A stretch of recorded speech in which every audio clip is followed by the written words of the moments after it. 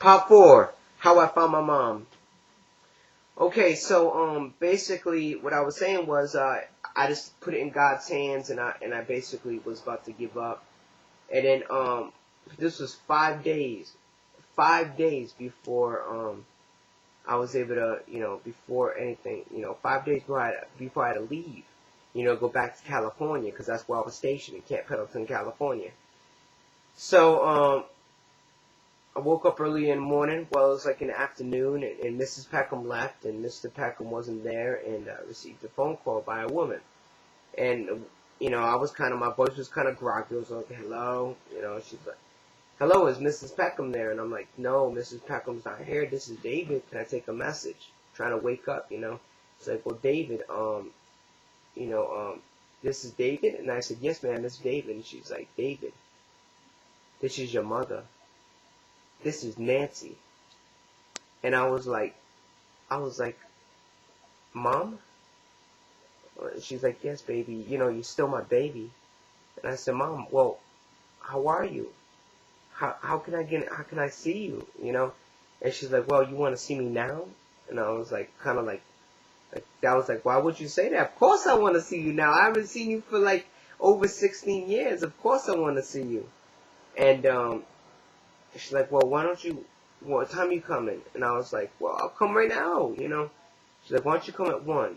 And I was like, okay, I'll come at 1, And she was like, I'm like, let me get a pen and paper. And I got off the phone, and I was like, yes! I was jumping up. I was so happy. I was shaky. I was nervous, and I talked to my mom. I haven't talked to her for over 16 years. Got the pen and paper, ran back. I was like, Mom, I got a pen and paper. She gave me an address to her apartment, right? And she told me she loved me, and I loved her. Told her I loved her. I got in my dress white uniform, because I'm in the military. Got in my dress white uniform. Bought some roses. Went all the way to my friend Harrison's house. My best friend during high school. He's from Nigeria. Harrison Agamo. Track star, soccer star. Don't know where he's at, but hey man, if you're watching this, what's up, Harrison? I'm alive. Met up with him in Portsmouth, and we met at the Dunkin' Donuts in Portsmouth, Rhode Island. And then we both took the bus to Providence, and while we're driving in the bus, he said he was more excited than me. I was like, no, you're not. Dude, I'm so excited, I don't even know how to be excited right now.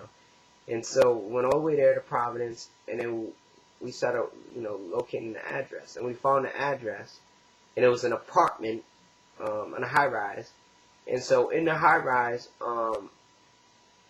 started, buzzing everybody's thing, because she didn't give me the number, so I started buzzing everybody's thing, but I saw her name. It was actually her name. And I was like, wow, my mom lives here. It's so special. So I just pressed all these buttons, and the lady was like, well, I'm not supposed to let you in, da da da da. And I was like, well, ma'am, I'm here to see my mom. I haven't seen her since I was this age. I'm in the military, United States Navy. Can I come in? She buzzed me in. Went to the floor of my mom. And it was amazing. And then she wasn't there. Knock, she wasn't there. I was like, dude, Harrison, if you want to go home, man, you can go home. You know what I mean? I'm going to sleep right here tonight. I want to see my mom, man, But he's like, no, you're my friend. I'm going to stay with you. So he stayed with me. And that meant a lot to me, That meant a lot to me. Went back downstairs, waited around a little bit. I'm in my dress white uniform. Saw the mailbox with my mom's name on it. That right there, the small thing right there, meant so much to me. And finally we saw police come in the door, and they escorted us out. Even my uniform, I told him the situation, and he really didn't care. He said, sorry, I'm sorry to do this to you. I understand the situation, but people complaining. This is a bad apartment. A lot of bad things happen here, and so got out the apartment. And then I called up Mrs. Peckham, and she was like, David, I've been trying to contact you. And I was like, oh, what's going on? And she's like, your brother Joey called, left a message. I didn't understand everything he said, though. But he gave, he gave you a call. And I didn't understand. He gave the street address, but couldn't understand it. And he gave these numbers. And she gave me like 3 numbers. I couldn't even, she couldn't even understand them. And I was like, well, what did he sound like? How did he sound? She's like, he sounded kind of like you. And I was like, oh, so you don't understand what he's saying, but he sounds like me. I was like, thanks, Mrs. Pecco. You know, and I call her Mom, so I was like, thanks, Mom, I appreciate that. And so, walked all the way to the, there's a like this building that has a lot of phone books, and I went there, and I looked for those 3 numbers, and I looked for Joseph Costa, all the way down, and then I found it, and I got on the phone, and it was a man. That was Joe Costa, the guy that beat me when I was little and beat my mom, and I remember that. I remember him hurting me and forcing me to eat stuff, and so I wasn't too happy about that. It felt really uncomfortable. But I started walking down the street all the way up Broad Street, and for everybody that knows Broad Street, that's like the ghetto in Providence. That's the ghetto, and you had people driving by saluting me and everything like that, and beeping their horns and kind of poking fun at me and stuff like that. But I didn't care. I was on a mission. So I made it all the way up to my Early Street, and I saw this boy sitting on the curb, and I was like, that can't be my brother. He looks nothing like me, because he doesn't. He looks like my dad. I think I look better than my brother. So, my brother's handsome dude, but I think I look, you know, that's a competition right there. Now I'm just playing. So he ran inside the house, and all of a sudden this guy comes walking out, and he looked like it was the man. It was that guy Joe, who I remember as a small child, but I remember him being skinny with a big afro, because he's like Cape Verde, that's afro, but he's light skinned, and he gained some weight. You know, I walked up to him. He's like, my son.